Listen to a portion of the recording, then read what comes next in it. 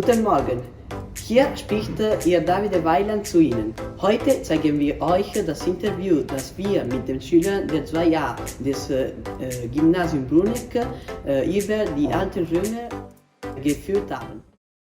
Wir gehen zum Bahnhof und nehmen den nächsten Zug nach San Lorenzo.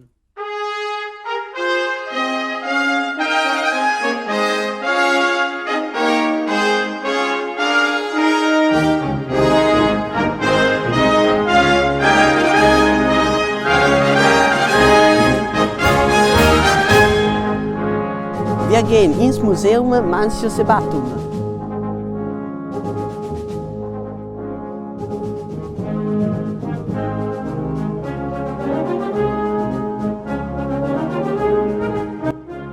Hier sind wir in dem Museum. Beginnen wir mit der ersten Frage. Wie heißt du? Ich heiße Gaia und ich bin 15 Jahre alt. Ich gehe in der Naturwissenschaft-Gymnasium in Bruneck. Ich heiße Giada und ich bin auch 15 Jahre alt. Auch ich gehe in dieselbe Schule. Wir sind zwei Liebhaber der römischen Geschichte. Perfekt. Also beginnen wir damit. Wann beginnt die Geschichte Roms? Was könnt ihr mir erzählen? Okay. Es gibt eine berühmte Sage, die Geschichte von den zwei Jungen und der Wolfen. Die Jungen waren Zwillinge, Romulus und Remus.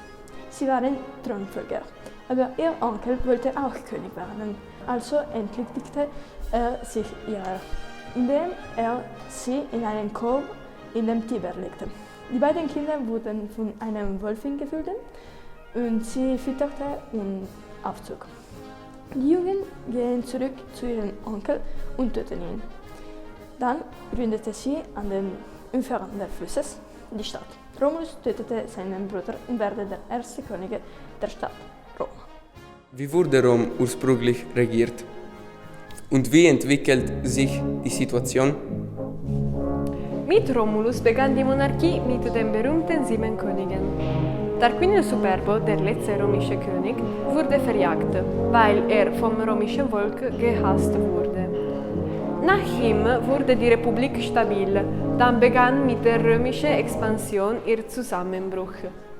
Zwischen 246 und 146 vor Christus gab es 3 punische Kriege gegen Karthago um die Herrschaft über Mittelmeer. Nach dem Sieg Roms kam es zu verschiedenen sozialen Unruhen, die zu 4 Bürgerkriegen führten. Und was passiert dann? In diesem Jahr übernimmt Octavian Augustus die Macht und verwandelt Rom in ein Imperium.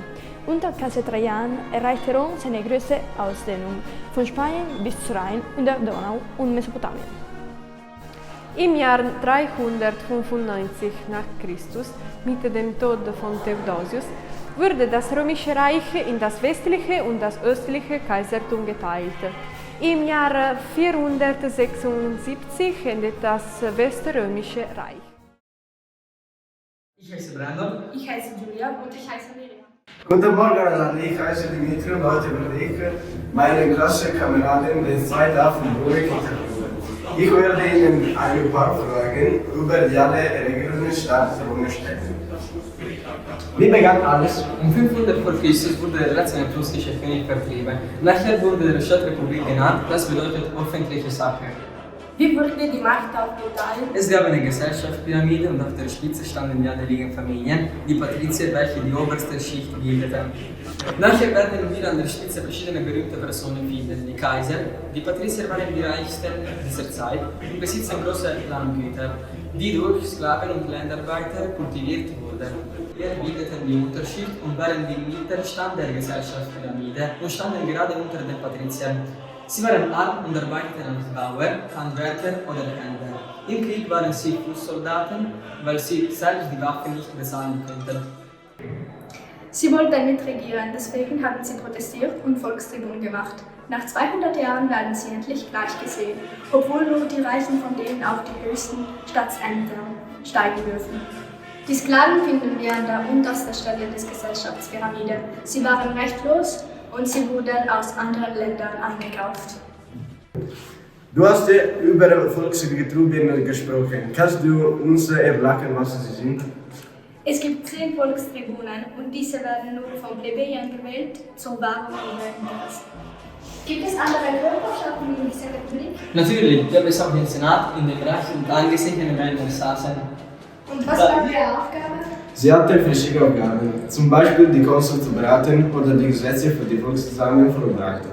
Wir sind noch nicht fertig, denn sie dürfen Krieg erklären und sich freiwillig tragen, abschließend. Werden Sie also sehr stark? Ja, aber als sie aus Kriegen zurückkehren, wurden sie immer ärmer, weil es Grundbesitzer gab. Wir haben sie versucht, die Parlament zu lösen. Im Jahr 133 vor Christus war Tiberius Gracchus Volkstribunal. Er hat es gemacht, welches die Grundbesitzer gesperrt hatte. Die Grundbesitzer mussten einen Teil ihres Grundes abgeben. Der Adel war gegen Tiberius Gracchus. Der Gegensatz zwischen dem Adel und Tiberius Gracchus endete mit dem Tod Tiberius im Jahr 132 vor Christus. Er wurde getötet, weil die Grundbesitzer gegen ihn waren. Guten Morgen, ich bin Julia und heute sprechen wir, wie die armen und reichen Römer wurden und wie die Thermen, Toiletten und Kloaken funktionierten. Wir haben 3 Schüler, die das erklären werden. Die ersten Schüler sind Thomas und Marco. Guten Morgen. Ich habe einige Fragen. Meine erste Frage ist, wie haben arme und reiche Römer gewohnt? Guten Morgen. Es gab keine Unterschiede zwischen Wohnvierteln, die Reichen vorbehalten waren, und beliebten Vierteln. Luxushäuser und heruntergekommene Hütten folgten einander um denselben Länge. Gewundene Straßen. Die Stadt war unartig und spontan geworden, ohne Plan. Aber obwohl die römischen Häuser des einfachen Volkes und der Reiche oft einander grenzten, waren sie wie verschiedene Welten. Sehr interessant. Ich habe eine andere Frage für Thomas. Wo wohnt der arme und reiche Römer? Guten Morgen. Alle Familien lebten in Häusern abgemietet, die sogenannten Inseln. Diese waren mehrstöckige Gebäude, die aus bescheidenen Wohnungen bestanden, die Senatrum genannt wurden. Oft lebte eine Familie in nur einem Raum, in dem sich ihr ganzes Leben abspielte. Familien lebten in schlechten hygienischen Konditionen. Der Domus, das Stadthaus des Aristokraten, hatte eine komplexe Struktur, wie Vitruv bereits in der Architektur erklärte, musste der Domus das Prächtige ihrer Besitzer zeigen, die mit seiner sozialen Rolle verbundenen öffentlichen Aktivitäten ausübte. Das Haus müsste daher hohe Armen über Repräsentativräumen verfügen, die dafür bestimmt waren, das Klienten zu empfangen und mit ihnen über Politik und Wirtschaft zu bereden. Die Innenräume des Doms waren sehr bunt und die Farben knallig, blau, rot, ockergelb. Überall waren Tafeln mit mythologischen Figuren, imaginären Landschaften oder geometrischen Versionen. Okay. Also, das ist meine letzte Frage an dich. Wie heißen zu Römerzeiten die Abwasserkanäle, Abwasserleitungen und Badenagen? Die Bäder des antiken Roms waren durchbohrte Sitze, die über einen Kanal angeordnet waren, durch den Standing Wasser floss. Hier fielen die Exkremente ab, die dann von der Strömung fortgetragen wurden, bis sie sich in der nächsten Kloaken zerstreuten. Rom verfügte über mehrere schwarze Brücken, aber auch über ein ausgezeichnetes Abwassersystem. An der Basis der letzteren befand sich die berühmte Cloaca Maxima, die im 6. Jahrhundert vor Christus erbaut wurde und später gegenständiger Implementierungen war. Die Aquädukte sind Infrastrukturen, die Wasserversorgung ermöglichen, indem das Wasser aus den Bergen in ein Sammelwerk geleitet wird. Das Wasserfluss, wo es dann zu den Brunnen, Thermen und schließlich zu Häusern geleitet wird. Die Thermen sind große Einrichtungen, die an eine Thermalquelle angeschlossen sind und über geeignete Einrichtungen verfügen, um sie für therapeutische Zwecke zu nutzen. Salve, io sono Aurora Alessio Matteo, statuette Klasse Real Gymnasium und heute werden wir etwas über die Stadt Rom sagen. Wir werden ein paar Fragen über die alte Stadt Rom stellen. Wo wurden Gladiatorenkämpfe gemacht?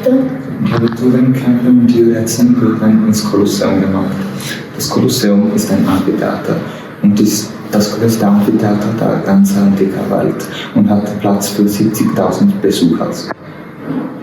Im alten Rom hat ein Zentrum der Stadt gegeben. Ja, es hat das Forum Romanum gegeben.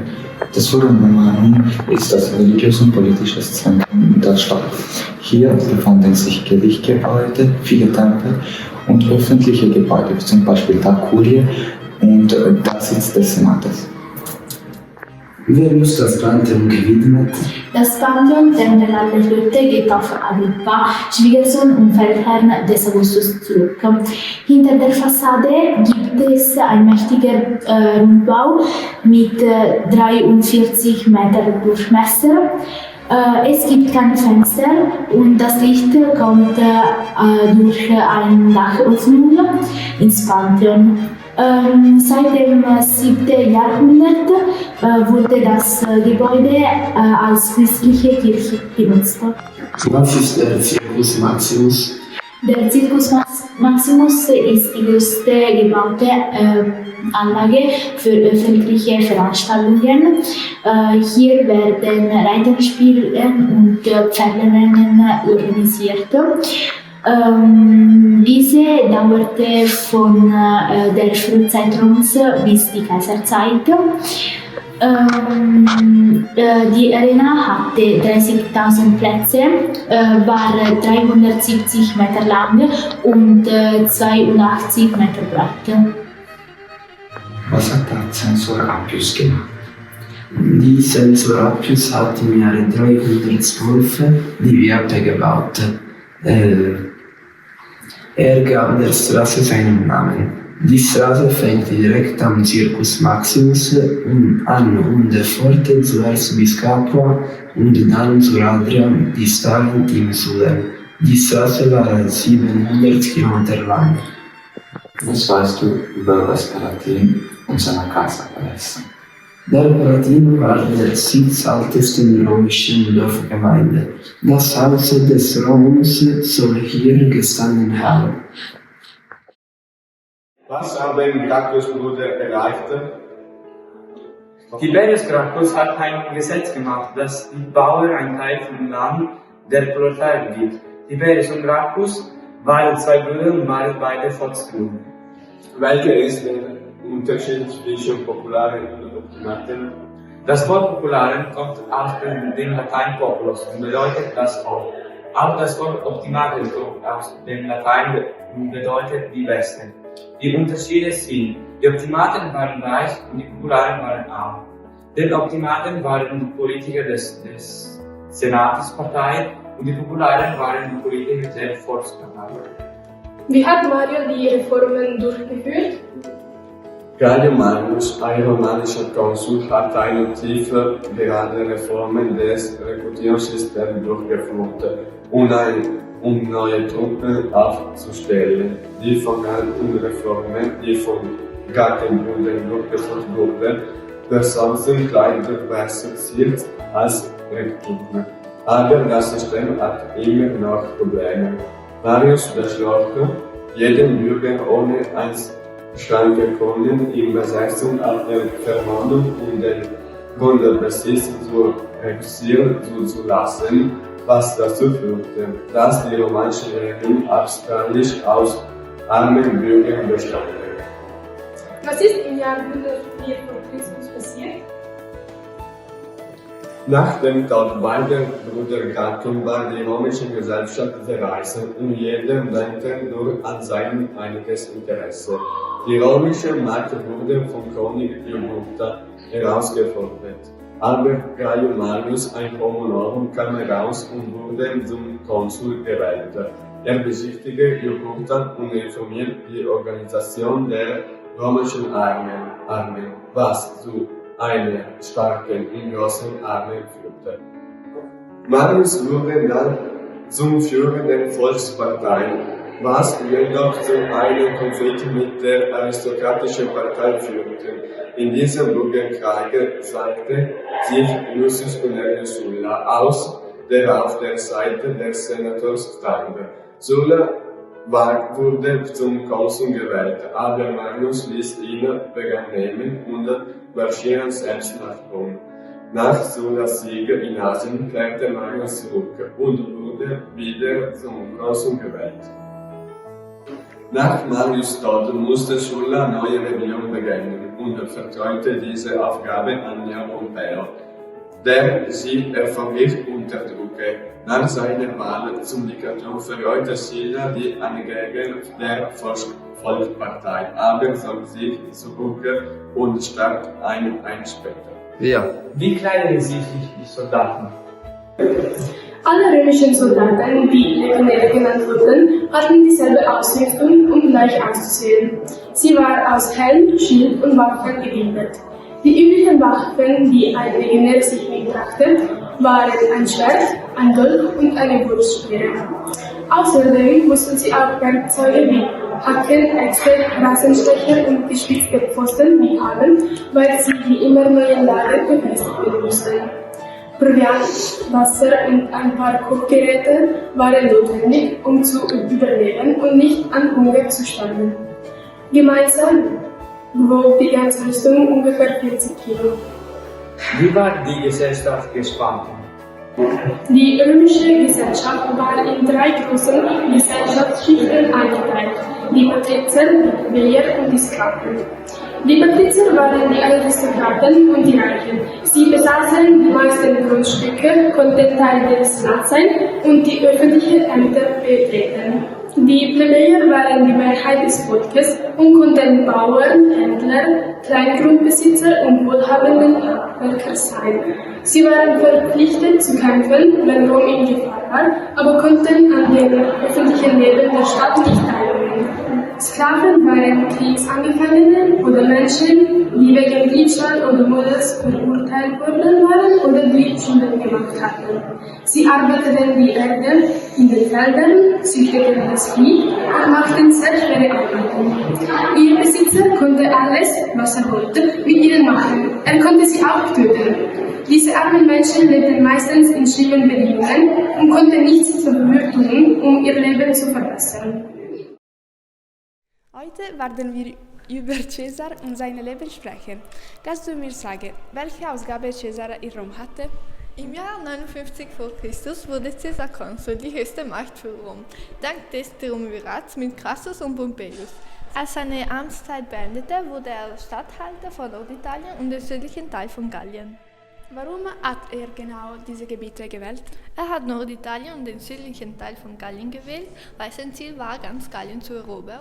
Und das waren die Nachbarländer. Und hat er es geschafft? Ja, in kurzer Zeit hat er ganz Gallien erobert, vor allem weil Gallien in verschiedene Völker geteilt war und es war natürlich ein Schwachpunkt. Sobald er seine Eroberung beendete, ging er nach Rom zurück.